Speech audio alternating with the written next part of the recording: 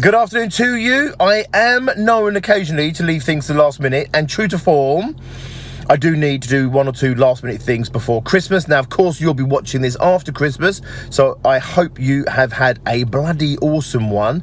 For me, I've got literally a couple of days to go, and there are a few last minute chores that I need to do.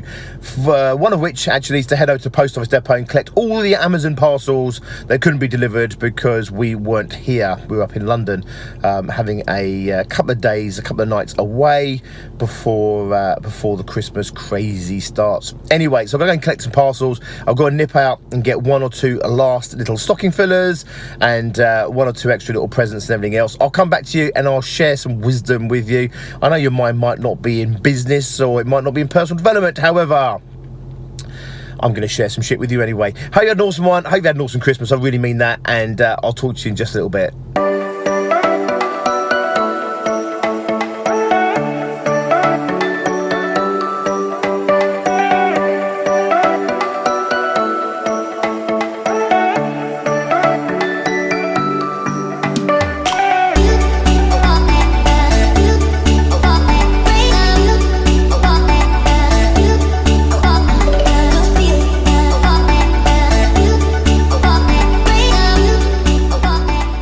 Okay, so you can always trust a Y-Veil for last minute Christmas shopping. However, sadly, on the way out, I did see a really sad thing actually, which was the ceramics painting place, the pottery painting place that I used to bring the girls from, I don't know, since they're about 6 years old, all the way through till maybe like 12 or something. We went there so often, especially like in the younger years, and it's shut down.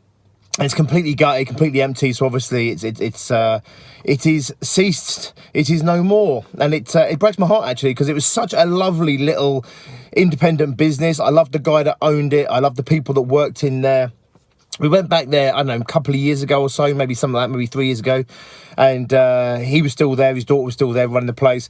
And some of the workers were still the same workers that were there from maybe 5 years, 6 years earlier. Anyway, it really breaks my heart, you know, when small businesses like that fail. And I think I don't really have anything to offer here other than you need to get support as a business owner. Many of our businesses at Success Group go through times when they would give up, or when they might feel they have to give up, or they've lost all their options. And I don't know this guy's story at all, so I'm not going to even begin to try and preempt or predict what happened, etc. However, it made me really think about small businesses and small business failure. And the failure rates of small business are huge. I'm sure you've seen this. I've seen everything from kind of only 1 in 5 businesses surviving the first few years, down to even less than that. The number of businesses that actually become a success are so few. I mean, survival is one thing, right? Becoming a success are so few, depending on what you call success. You know, I'm talking about maybe 500,000 or above. For those businesses that hit 1 million above, oh my God, honestly, they are so few and far between. You really have got to give business everything you've got. I'm not saying this guy didn't. I'm moving on now.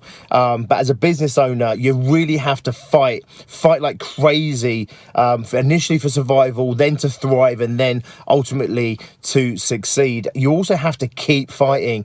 And this is why I say to business owners, you might as well just keep growing, right? Because in my experiences, just to maintain a business, you're going to have to fight really hard just to stay in existence. You might as well fight that hard and keep growing and keep developing and keep evolving as a business owner. So I know not much of a Christmassy theme to that one, but just really sad coming out of the Y-Veil, all the Christmas decorations, all the Christmas vibe going on, and then seeing this poor little sad business that has so much, or that I have so much love for, to apparently, it would seem, have gone out of business.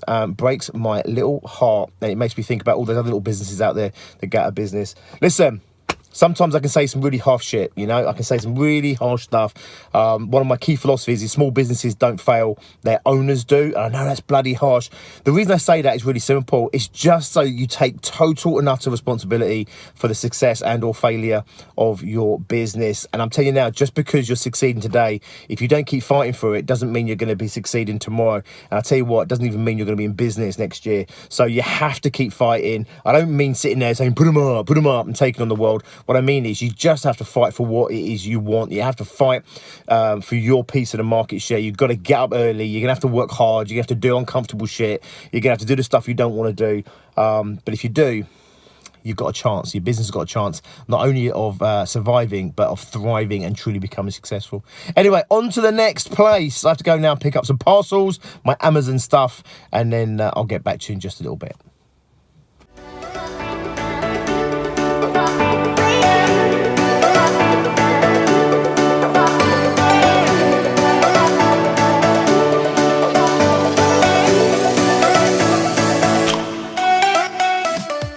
Okay, so two things immediately come to light. Number one, like, this is it. Like, I come all the way down here for this. Number two, obviously, desperately tried to fit it through a letterbox. Okay, didn't quite fit. On the bottom, do not bend.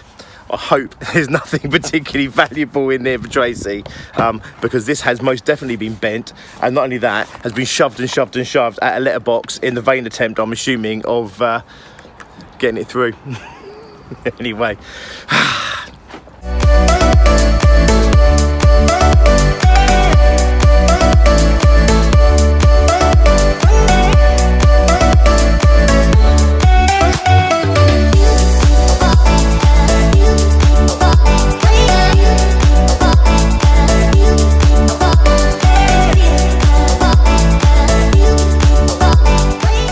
Having just come out of Argos, I'm mindful of when Argos launched back in the 80s. And whilst it's an everyday occurrence now, and we just accept Argos as Argos, and Argos does what Argos does, the way that Argos does it, back in the 80s, it was mind-boggling what they were doing. I mean, like, average shops, you know, could house however many products, right? Argos had every product you could ever possibly want under one roof. And the way it does it, really simply, it's just a warehouse model, and it seems so every day now. There's a warehouse at the back, there's a warehouse front counter, which kind of masquerades as a retail outlet, and of course they can have so many different products because they're packing it from floor to ceiling.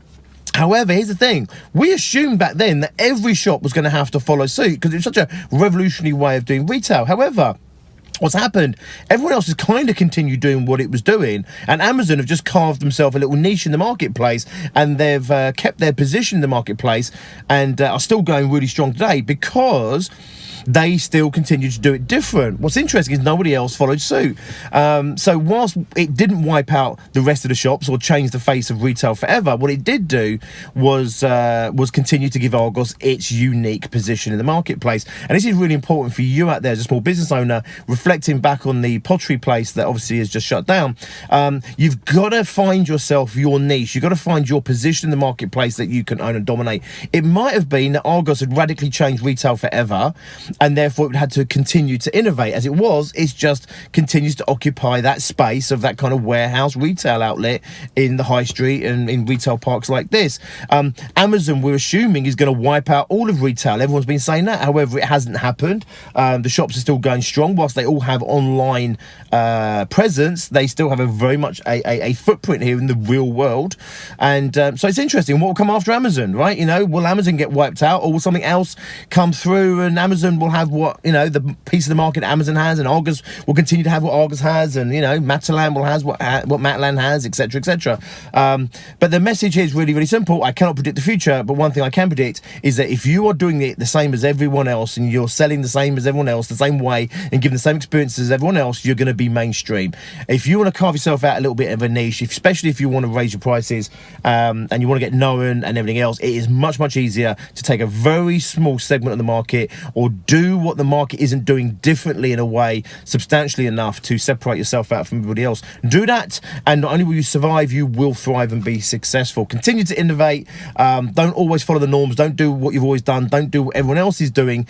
You can do it differently. You can create your own space in that marketplace. And if you do that, you get to create your own pricing scale and everything else. Have an awesome one. I am done for the day. I'm going to go back home now. We're going to take my mum out to the cinema. We're going to go and see the sequel. I thought actually it was a remake, but the sequel to Mary Poppins. I hope it's good. I'll catch you later. I hope you had an awesome one, and I'll check in with you again tomorrow. Good night.